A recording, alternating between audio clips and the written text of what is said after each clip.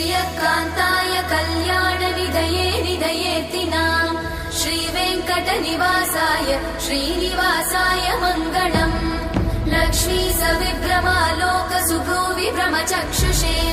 चक्षुषे सर्वलोकानां वेङ्कटेशाय मङ्गलम् श्रीवेङ्कटाद्रिशृङ्गाग्रमङ्गलाभरणाङ्गये मङ्गलानां निवासाय श्रीनिवासाय मङ्गलम् सर्वावयव सौन्दर्य सम्पदा सर्वचेतसां सदा सम्मोहनायास्तु वेङ्कटेशाय मङ्गलम् नित्याय निरवध्याय सत्यानन्दचिदात्मने